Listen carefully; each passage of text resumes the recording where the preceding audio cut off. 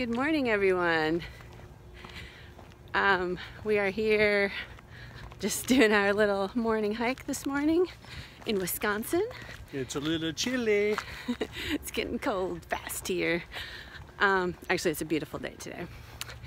We are here doing our third question and answer video. We have lots of questions to get to, so let's dig right in. Our first question is about our trail food that we packed on the trail. Even though we got sick of a lot of foods, is there one particular meal that we never got tired of? I think really when we went cold, we sent our stove home, and I never really got tired of cheese and crackers and jerky. And I don't usually eat jerky, but I really liked it on the trail. You? Jerky. I could eat jerky every day, 2 or 3 times a day. I could eat it all day long. I knew it wasn't something I'd get tired of. When we had the stove, we very quickly got tired, or at least I did, of the Knorr rice sides and pasta sides. I can't even stomach to think about them right now. Yeah. And I think Chica still liked the potato. Yeah, the instant potatoes were good. But I got to where I couldn't even think about eating those either. And that happened really quick. Like within the first week, I was like, nope, I'm done. Did we have a food strategy for calories? No. No, that was too much work. No, we just bought what we thought we would like. And we did look at the calorie count and tried to get foods with as many calories as we could in them. You know, that were most calorie dense. But, you know, in the beginning, we carried way too much food. And in the end, we probably carried too little, but you couldn't carry as much as you needed. So anyway, no real strategy there. No, we did take the time, because we knew it was the only time in our life probably that we could just eat whatever we wanted. And so we did really try to eat whatever we wanted, you know, like candy we always liked. We'd eat a lot of that, and that was really good for like the afternoon treats and stuff, just something to give you a sugar boost. And now I hate Snickers bars. Which is weird. I still like Snicker bars. For weather on the trail, which we looked at all the time whenever we had a signal, in the beginning we used the AT Weather app. It wasn't an app. Well, atweather.org. atweather.org, which you can put in the shelter you're by, so you didn't have to go by city, so that was kind of cool. However, it was not real accurate, and it was very general, like 30% chance of rain today, and you just never knew if it was really going to rain or not. It was a lot like reading your horoscope in the paper. It's applicable to everybody in every situation every day. You could never really pinpoint what the weather was going to do with that app website. Towards the end, our friend Papa John told us about Intellicast.com. INTELLICAST, which is great, very accurate. He is a pilot, and he would use it a lot for weather, and he thought it was pretty accurate, and it is. So towards the end, we use that all the time. The great thing about Intellicast is it doesn't just give you a broad, okay, it's going to rain 30% of the time. It breaks it down hourly. It says, okay, at noon, it's not going to rain at all. At 1, it's going to rain 10% chance of rain. So it breaks it down so you know exactly when to worry. And it was crazy accurate. Yeah, so we knew that we could like hike all morning and not get wet. So that was really helpful. We also used Dark Sky, which is an app. And it was better than the atweather.org. So, but you have to pay for it. Intellicast is free. Dark Sky and Intellicast are pretty similar. The interface is different, but why pay $5 when you get Intellicast for free? What is trail magic? The best thing ever. Trail magic is something, and the best trail magic is when you're just having a rough day and it's hot and you've been hiking all day long, and you come down the hill and you see a car parked there and they're giving away free cold sodas. it's just, it's a great way to, well, I don't know. You're gonna have to cut that one out. I don't like my answer. No, it's awesome. Trail magic is actually when people, they usually go to like a trailhead or where there's a parking area right by the trail. And like Greg said, the best trail magic is when you're not expecting it at all. You're having a rough day, you're really hot, you're really thirsty, and you just come down the trail and oh my God, right there is this person with a cooler of cold sodas or whatever, a grill with hamburgers and hot dogs. It was just fantastic. And people come out and do this out of the goodness of their hearts. They don't get anything for it. They spend money, or they have donations, or their church takes up a collection, and they just love the hikers and they want to do this for the hikers, and it's just the best thing ever. But you know, it also takes other forms as well. It could be someone Right. stopping to give you a ride into town. It could be someone, you know, letting you into their home, which is the craziest thing that happened to us. Is people we didn't know allowed these strangers into their home for a shower, made us for a dinner, bed. did our laundry, nice place to sleep. It was awesome. So the next question is, did we have to set up in the rain our tent, and how do you keep the tent as dry as possible? Okay, so we tried very, very hard not to set up the tent ever in the rain, and I think we only had to do it once or twice. You know, one strategy is to hole up in a shelter and let the rain subside. Eventually it will. And that's what we did the one day. We'll call it the hypothermia day. We had about 20 people in an 8-person shelter, all huddled together, and it was very cold. But finally there was a let up in the rain, and we ran out and set up the tent. Taking down the tent is another kind of a pain. You don't want to take it down in the rain. So a lot of times rain is sporadic. It'll rain typically for 30 minutes or an hour, and then you'll have it let up. Our tent, the Copper Spur 3, we'll put a link to it in the description, allows you to do what's called a fast fly. So you can set up the fly first, so you don't get the tent body wet if you have to set it up in the rain. So that's the rain question. Just to add to that briefly, our tent did very well when it was raining out. We did not ever get any water in the tent, which lots of hikers have problems with.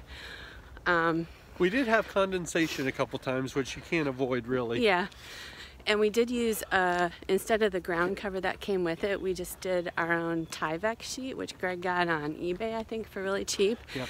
And he put holes in it and grommets and tied elastic string in it, and that worked really well. And I'm sure that helped with the rain, right? Oh yeah. Sure. Yeah. Well, you know, to make the tent as light as it was, they used really thin material, and the ground part of it, the bathtub floor is not super durable. So with that particular tent, you really want a Tyvek or a ground sheet. Did you ever wear your puffy jacket under your rain jacket? No, absolutely not. We would have totally sweated to death. When it was cold and raining, there were a couple times we wore like our long sleeve shirt and our like jackets we had, like a fleece under the raincoat, right? Mm-hmm. But that's probably the most we wore under our raincoat.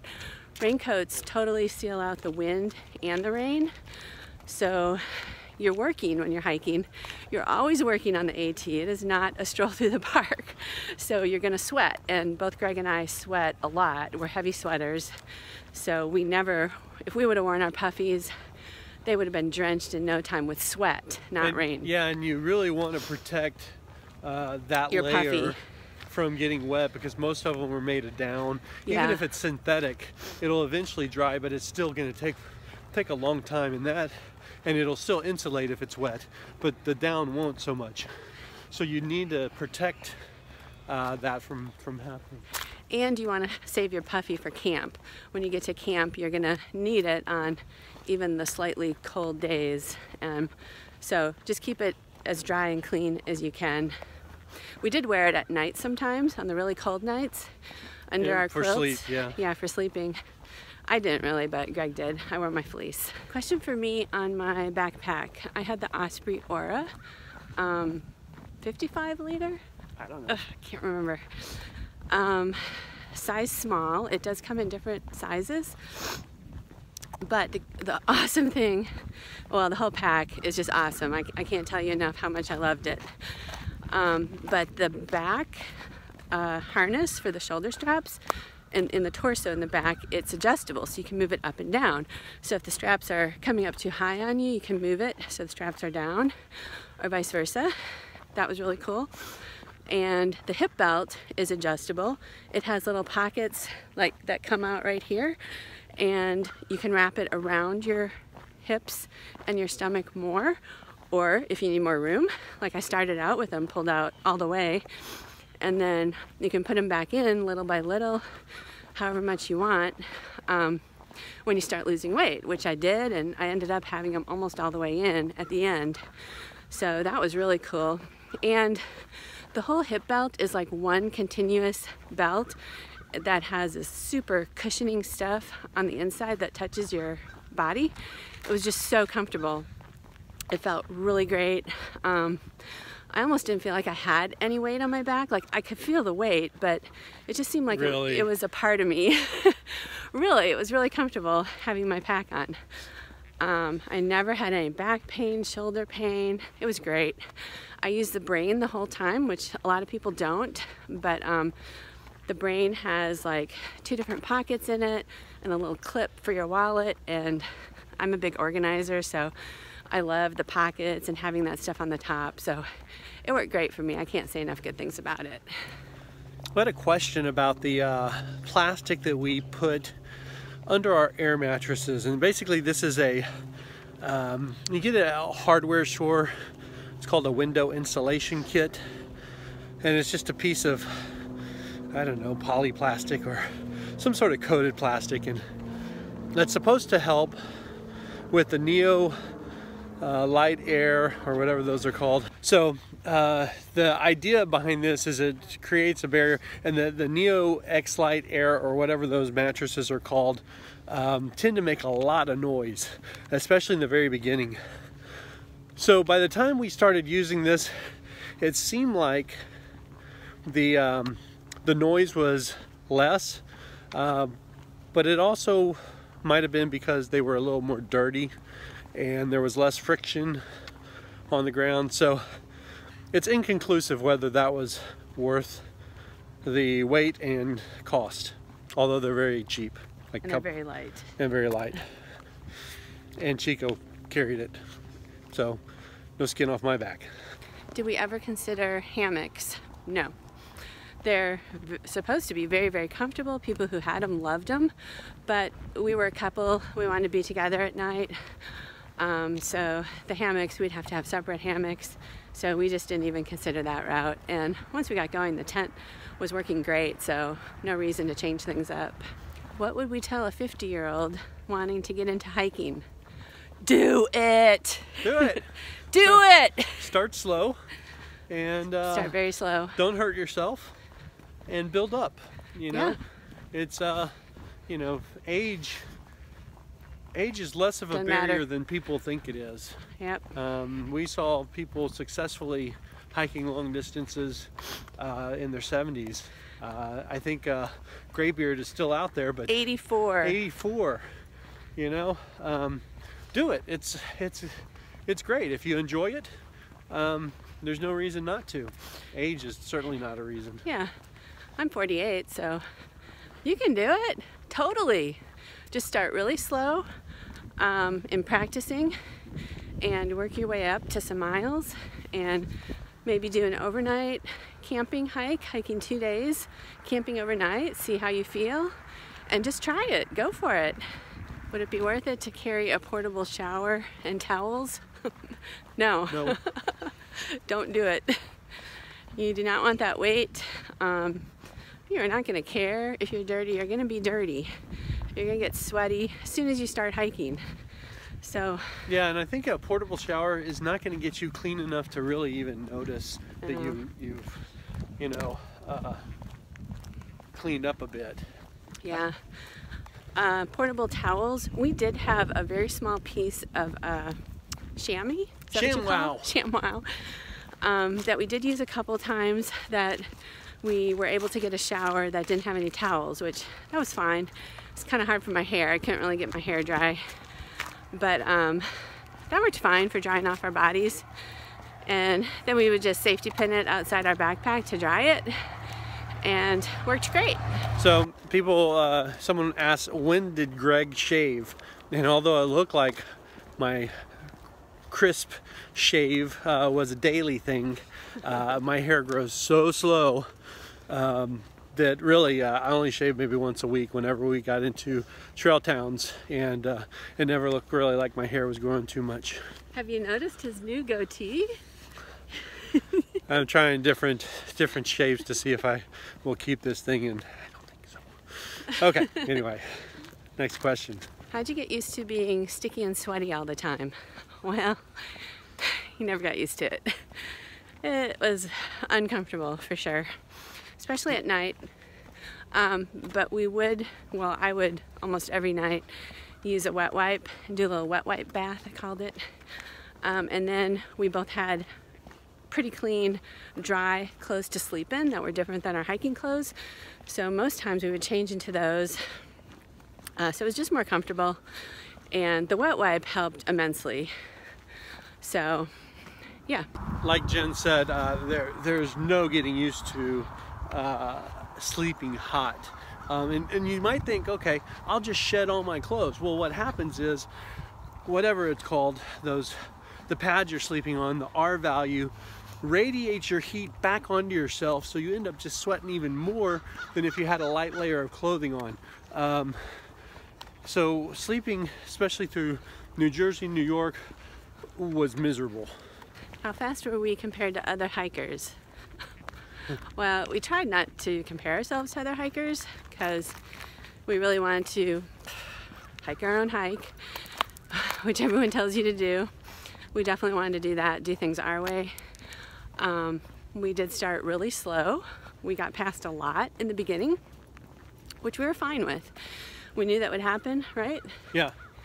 So, and then, like all of a sudden, one day we're like, I think we're going faster than usual, you know. We just like zipped up that hill, and we started passing people, and we hiked with other people sometimes for a short bit during the day, and they're like, man, you guys are fast, I can't keep up with you. So I think we got faster without really even realizing it, and towards the end, I mean, we were just zipping along, I think, don't you? Yeah, I mean, for sure.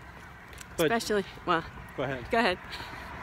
To reiterate, comparing yourself to others is a losing game. Yeah, just don't do it. Chica had a hard time figuring that out, especially on hills. I'm so slow up hills. Yeah, you're so fast downhill. You're so fast. It doesn't matter. It is hard though when people are passing you all the time. But what matters is we stayed injury free. Yeah. And people we met were sidelined for weeks at a time because they went out too fast. Very true. And we did it. We completed it. We did the whole AT. We did what we wanted to do. We did it our way. It worked. So yeah, don't feel bad if people pass you. Do your own thing and stay safe. So our speeds as a couple and how we hike together, like Greg just mentioned, we soon found out that I was slower going uphill, he was faster, and I was faster going downhill, and he was slower going downhill.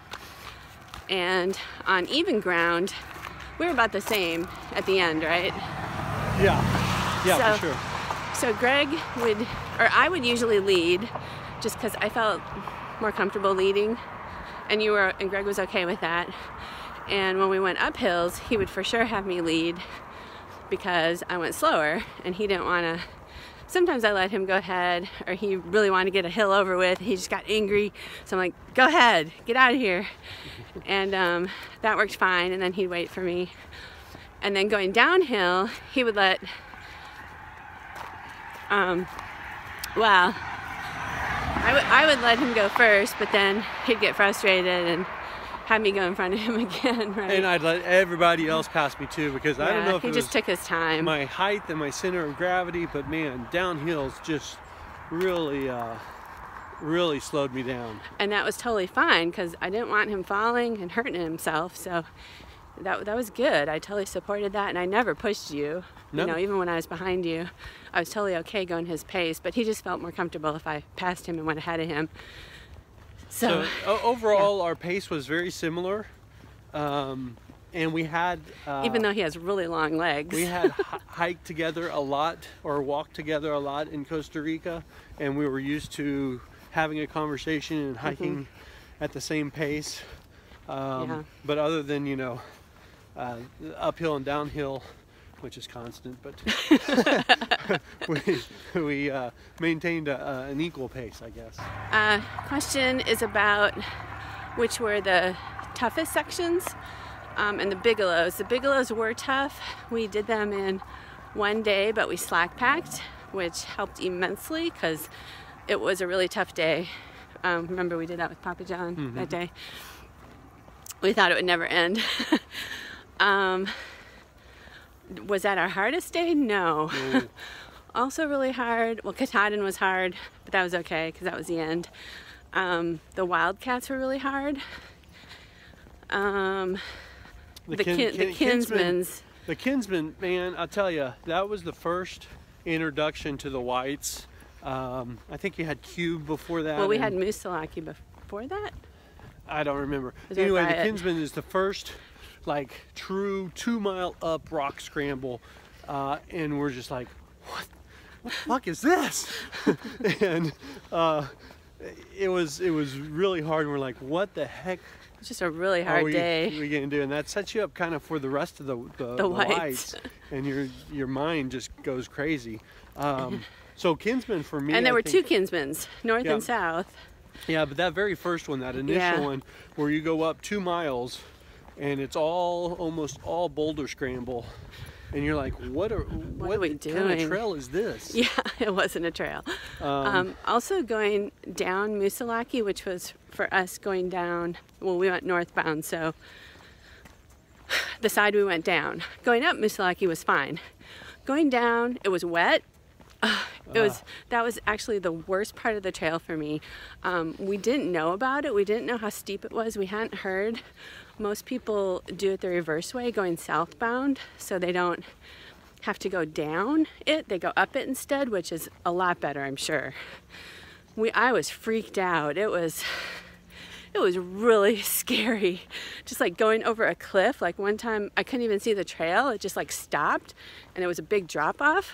You actually go down the cliff. Yeah, and when it's wet, it's so precarious. And when you get to the bottom of that, there's a sign that says, "This could be fatal." But you don't get that. You don't get that sign when you're up going high. Northbound. It just hits you all of a sudden. There were steps that were built into the rock face, so without those, there's no way you could have done that.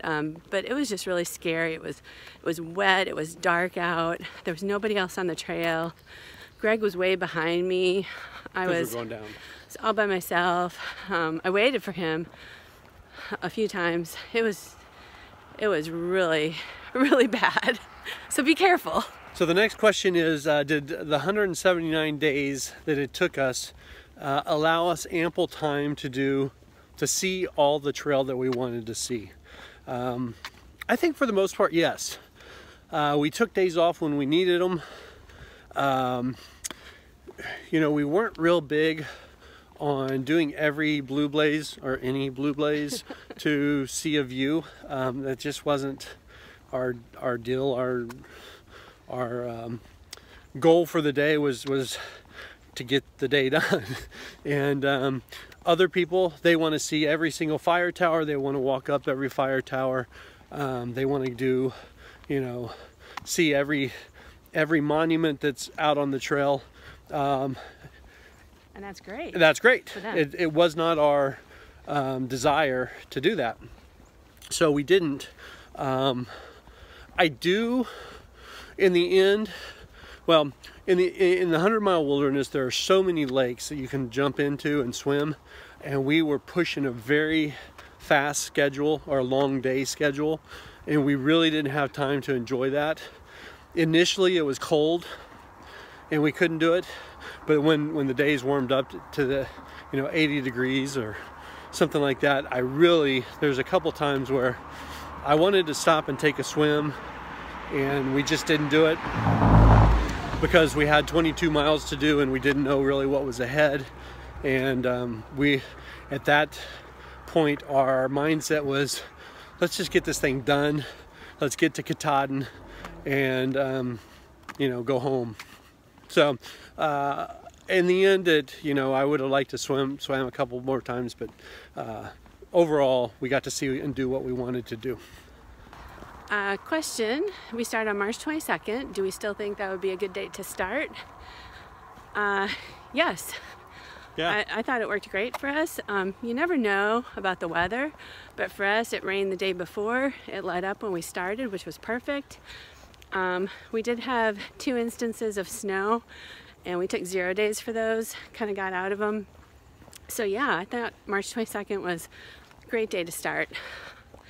Next question, how many 0 days did we take? We took 21. I went back and counted them the other day through my journal. So 21 full 0 days. That does not include any of the Nero days. And we thought that was a pretty good number of 0 days. We definitely took them when we needed them, snowstorm, or if we had just a really, really hard couple days and we just needed some time off. Or if there was rain, 100% rain in the forecast. For all day, we weren't going to hike in that. So it worked out good. I think we did it perfectly, babe, don't you? Yeah, I think so. It was great. There was early on, especially in the snow, like in Franklin and Roan Mountain, and I think rain at the end of the Smokies, where we stayed at Standing Bear for 3 days. That was awful. Anyway, those days we did multiple zeros. You'll find out if you through hike, multiple zeros aren't as cool as they sound. They're boring, and it's hard to get yourself going after that. You actually kind of lose a little bit of steam. Towards the end, unless the weather was bad, we were doing all Neros, because if we did 4 or 5 miles into a town, we had all day to do our duties, get our laundry done, take a shower, go see the town, have a lunch, have a dinner, and it's like we had a full day. And then you don't waste the whole day next day doing nothing and pay for another hotel stay. Yeah. Right. Also, I have a correction. Only one time did we take multiple 0 days, and that was in Franklin. And thankfully, our friends Debbie and Jim were there and graciously let us stay with them for multiple days that weren't planned. So we can't thank you guys enough for that. That worked really well. But it was really hard getting back on the trail after that. The times after that, we felt like we were doing multiple zeros because we were in a couple places for like 3 nights. But we slack pack. We would slack pack, so we'd still get in the miles. We'd do 1 0. We'd hike the day we got in. We'd do a 0, then we'd slack pack. So it worked really good, and we never did more than 1 0 after Franklin. I have been corrected. That was good. So, question on our foot pain. We had different pain all the time, you guys. Especially in the beginning, if you watch our videos. It took me, for sure, a long time for my feet to stop hurting. Sometimes they'd hurt really bad during the day, sometimes early in the day, sometimes later. I just had multiple problems, sometimes the inside of my foot would hurt. I don't know, I can't remember. Sometimes my ankle would hurt, sometimes my knee would hurt. It just seemed like something always hurt. Greg had pain too, but he did a lot better than me. I had my foot swell up one time. Yeah. That was weird.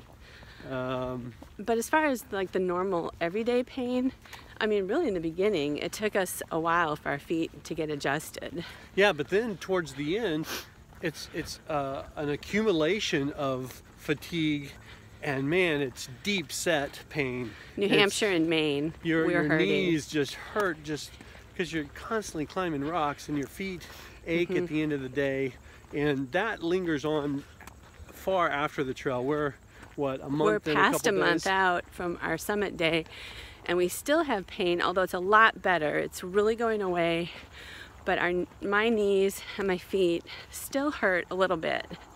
Mainly when I get up from a sitting position or in the morning when you get out of bed. And you too, right? Yeah, well, not so much my knees anymore. My feet ache a little bit. Like right now, they're starting to ache after a couple miles. Oh, really? Just a little bit. We look like old people getting up out of a chair. I mean, we get up and... You want to demonstrate for us? And then start walking? Oh, no, you don't start walking like that. It's painful. I mean, we have to look like that because it hurts that much. Anyway, the middle of our hike was really the sweet spot. Once we got going in Virginia, we felt really good. The pain went away for the most part. I mean, your feet are still sore in the morning when you get up. But like Virginia to right before the Whites in New Hampshire were great. We were just like rocking and rolling. We were doing 20 or more miles a day, and we weren't taking ibuprofen. And it was great, but then, yeah, it slows down in the Whites. Yeah. It starts hurting. You know, in the beginning, it's pain because your body's not used to it. Then your body gets used to it, and in the end, it's pain because your body is used to it, and it's the cumulative effect of 2,100 miles on your body. And it's like, how long are you going to do this? It takes it's time a while. to stop. It takes a while to get them working again. So this is an interesting question. Someone asks, if we were at the end of our hike, if we were told it didn't count, would we do it again?